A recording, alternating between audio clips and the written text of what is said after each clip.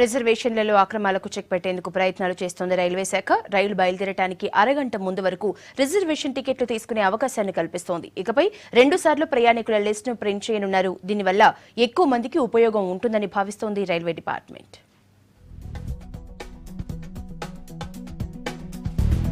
Reservation టికెట్ల విషయంలో ఇప్పటివరకు ఉన్న ఇబ్బందుల్ని తొలగించేందుకు ప్రయత్నిస్తోంది రైల్వే డిపార్ట్మెంట్. రైలు స్టార్ట్ అయ్యే అరగంట ముందు వరకు రిజర్వేషన్ టికెట్లు తీసుకునే అవకాశాన్ని కల్పిస్తోంది. ఈ నెల 12 నుంచి కొత్త విధానం అమల్లోకి రానుంది.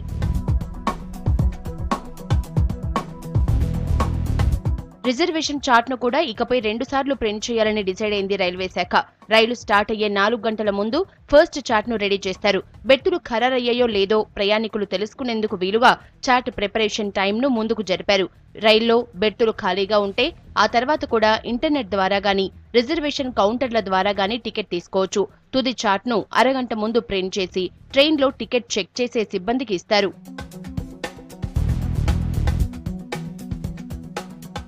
కొత్త విధానం వల్ల బెర్తులను గరిష్టంగా వినియోగించుకునేలా చేయడంతో పాటు ఆదాయాన్ని పెంచుకునేందుకు వీలుంటుందని భావిస్తోంది రైల్వే శాఖ. చార్ట్లను లేటుగా ప్రకటించడం వల్ల దళారులు అక్రమాలకు పాల్పడుతున్నారన్న కంప్లైంట్స్తో కొత్త ప్లాన్ చేసింది.